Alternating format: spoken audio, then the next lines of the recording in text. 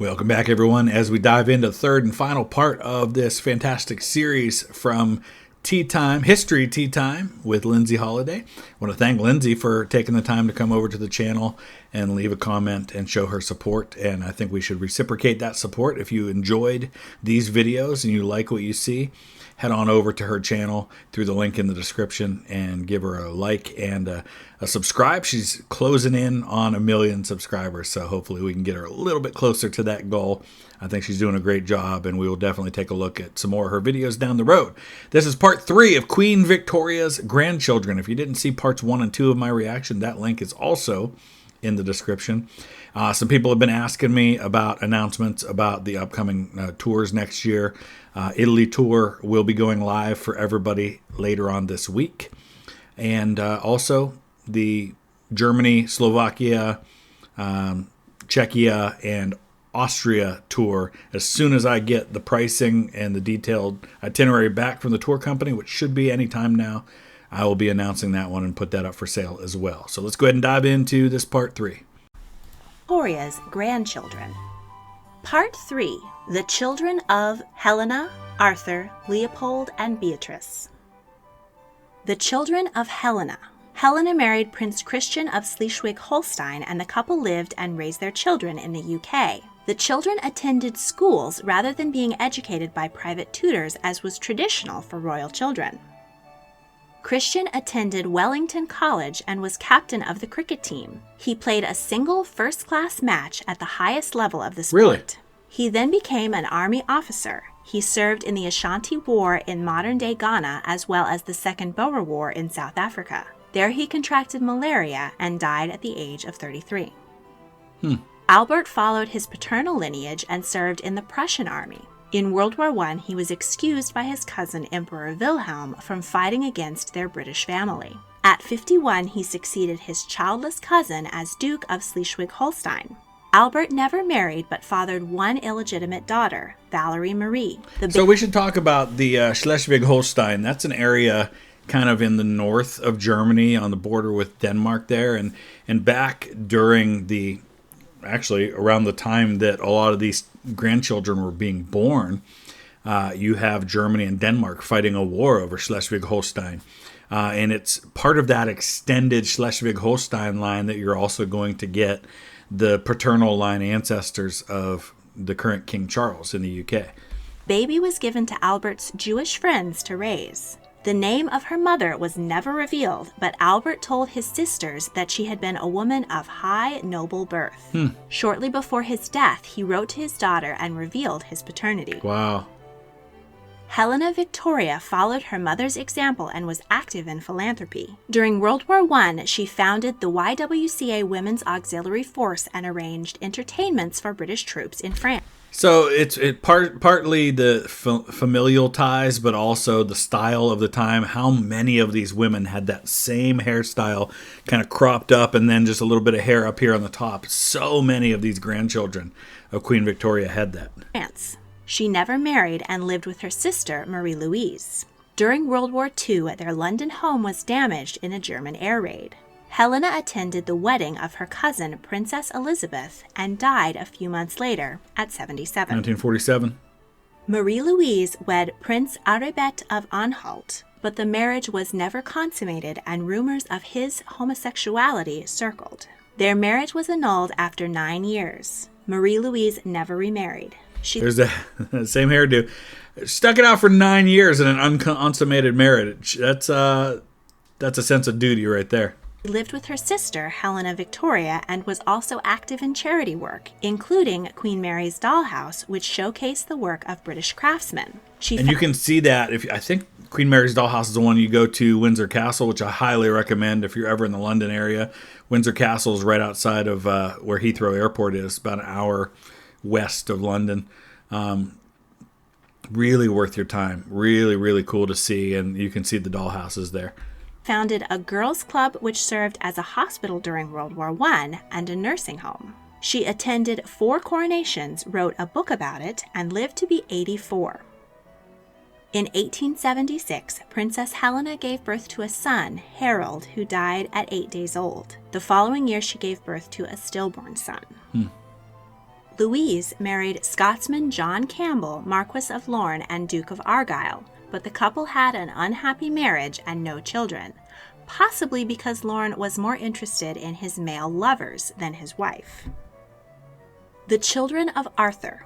Arthur married Princess Louise Margaret of Prussia. They had a happy family life and did a great deal of traveling with Arthur's military career. They spent 2 years in India, and the youngest daughter accompanied her parents to Canada when Arthur was appointed Governor General. So there's never been a King Arthur. You almost had a King Arthur in the British royal family.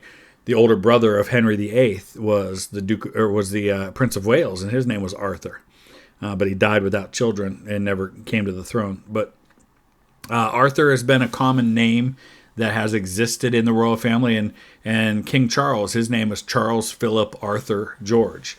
Philip being his father, George being his maternal grandfather's regnal name, and his maternal great-grandfather's name.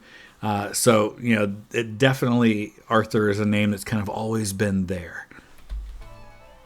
Margaret and her younger sister Patricia were great beauties and hot commodities on the European marriage market. The family traveled to Portugal to meet the sons of King Carlos I, then traveled on to Egypt. In Cairo, they met Gustav, grandson of the King of Sweden. Margaret and Gustav fell in love at first sight and were married. The couple were very much in love, and Margaret was happy in Sweden, learning the language, customs, and history with enthusiasm. They had 5 children that Margaret raised with caring and devotion. During World War I, she did a great deal for Sweden, organizing supply drives, a sewing society that made underwear for troops, and training women to farm. These are some great pictures. She aided families in tracing soldiers missing in action and advocated for prisoners of war. Margaret had a positive attitude towards Sweden becoming a democracy and influenced her husband's acceptance, preserving the Swedish monarchy. While pregnant with her 6th child, Margaret died suddenly of sepsis at the age of 38. I wondered why she was crowned princess and not actually queen. That's why she died before she had the chance. That's so frustrating to hear, because it sounds like she was a remarkable woman who did a lot of good, not only for Sweden, but for the world. It's unfortunate she died so young. She was deeply mourned by her family and the Swedish people. The Prime Minister said that a ray of sunshine has gone out.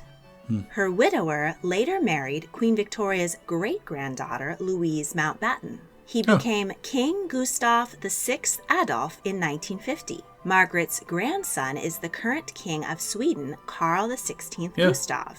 And her granddaughter is the current Queen of Denmark, Margareta II. Oh, wow. Good for her.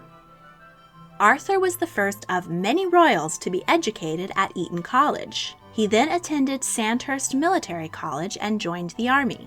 So Eton College is right there it's like almost right next to Windsor Castle. It's in that same little town there. Definitely, much like in the United States, this would be the equivalent of someone who went to, and understand that college means something different in the UK than it does in the United States. In the US, college and university are synonymous, whereas the UK, I think, is like kind of your upperclassmen years of high school would be called college. So like if you're 16, that kind of thing. Correct me if I'm wrong on that. I'm pretty sure that's how it goes, though. And then university is what you do when you graduate from high school, as we would have it. So going to Eton College and then going to Sandhurst is like somebody who goes to, say, Harvard or Yale and then goes to West Point here in the States. He was stationed in South Africa following the Second Boer War. During World War I, he served as aide-de-camp to his first cousin, King George V. He married Princess Alexandra, the daughter of his cousin Louis, and had 1 son. As one of the more senior male members of the British royal family residing in the UK, he undertook many royal duties and charity work. He also went on a diplomatic mission to Japan and met Emperor Meiji. He died at 55. So young. Patricia got her name because she was born on St. Patrick's Day. When she was 25, her father was appointed Governor General of Canada, and she traveled the country extensively with her parents. So if you are a World War I enthusiast, Princess Patricia, these connections to Canada are important because one of the premier units in World War I in the Canadian Expeditionary Forces was a unit known as the Princess Pats. They were Princess Patricia's infantry, and they were among the units that held the line at Ypres and saved maybe the war by their actions. The Princess Pats, incredible unit. The princess was very popular in Canada and appeared on the $1 note issued in 1917. She was named Colonel-in-Chief of Princess Patricia's Canadian Light Infantry, for which she designed the badge and colors. I get chills just hearing that unit mentioned, because look them up. I mean, seriously, if you have any interest in World War I, look up the Princess Pats. One of the best units in World War I. Phenomenal performance. As one of the great beauties of the era, who was still single at 33, Patricia's marriage was the subject of great speculation. She was matched with several foreign royals, including the King of Spain, the Prince Royal of Portugal, and the Russian Tsar's younger brother. But she decided to marry for love to a commoner, Naval Commander Alexander Ramsay. Her Canadian regiment attended the wedding and played their march for her. That's cool. The couple had one son and enjoyed traveling, especially to tropical locations. Patricia was also an accomplished watercolor artist. She died in 1974, aged 87. Good for her. She had a good, long life. She married for love, but she also did her duty. I like it. I like it a lot. The children of Leopold. Leopold was a hemophiliac and had a hard time finding a suitable princess who was willing to marry him. Princess Helena of Waldeck-Pyrmont finally agreed. While expecting their second child, Leopold's health took a turn for the worse, and he went to the south of France to recover. There he took a tumble and died of a brain hemorrhage at age 30. His 2 children grew up without their father. Alice married Prince Alexander of Teck, brother of Queen Mary, her cousin George V's wife. The couple lived in England and had 3 children. Their 2 sons suffered from hemophilia, and the youngest, Maurice, died at 5 months old. At the outbreak of World War I, the family gave up their German titles and changed their name to Cambridge. They served as Governor General and Viceroy of South Africa from 1924 to 1931. While away, their son Rupert died in a car crash at the age of 21. During World War II, Alexander was named Governor General of Canada and served for 6 years. The couple's 3 grandchildren lived with them to escape the threat of bombing in the UK. Alice served the war effort in Canada by sponsoring various women's military and nursing organizations. Alexander died in 1957, and Alice lived the rest of her life at Kensington Palace. She died in 1981 at the age of 97 and was the last surviving grandchild of Queen Victoria. 1981. A grandchild of Queen Victoria, who was born in, 1819? Became queen in 1837? That's incredible. Charles Edward. Kaiser Wilhelm took an interest in his young fatherless cousin, and Charles Edward was known as the Emperor's 7th son. When Alfred, Duke of Saxe-Coburg and Gotha's son, predeceased him, Wilhelm proposed that the dukedom should go to Charles Edward, who inherited the throne in 1900 at the age of 16. He was interested in the new inventions, zeppelins, and airplanes, and supported the aircraft industry in Gotha. He married Princess Victoria. And what were the most famous bombers called in the German air forces? They were Gotha bombers. Victoria Adelaide of Schleswig-Holstein, handpicked for him by Wilhelm. They had 5 children. Their daughter, Sibylla, was the mother of the current king of Sweden, Karl XVI Gustav. At the outbreak of World War I, Charles Edward sided with Kaiser Wilhelm, who had done so much for him and served in the German army. He broke off relations with his British family, and his title of Prince of the United Kingdom was removed. So it's unfortunate you see how much that's happening, right? You have a number of loyalties being divided. Some of Queen Victoria's grandchildren sided with Germany, and some gave up their German titles and really kind of made themselves wholly English. And there was that real division. It's not unlike a civil war when you think about it. During the German Revolution of 1918, the Duchy of Saxe-Coburg and Gotha was abolished, and he lost his throne. He supported Hitler and joined the Nazi Party in hopes that they would restore his throne. He went on a diplomatic mission to Japan and spied for Hitler at the funeral of his cousin, George V. You see how many of these members of the German royal family, because they had all lost their titles in 1918 and 19, when 15 years later the Nazis come to power, they're all hoping. They're not really so concerned about what Hitler and his party, what they do or don't do. They're just hoping that because there's a change in the government, that maybe this is going to mean a restoration of their titles. Of course, he wasn't interested in doing that. 3 of Charles Edward's sons fought in World War II, and 1 was killed in a plane crash. Following the defeat of the Nazis, Charles Edward was imprisoned and put on trial for war crimes. He was sentenced to pay heavy fines, which left him impoverished. In 1954, he died of cancer at the age of 69. The children of Beatrice. Queen Victoria's youngest child married the handsome... Now so we just talked about one who died in World War II.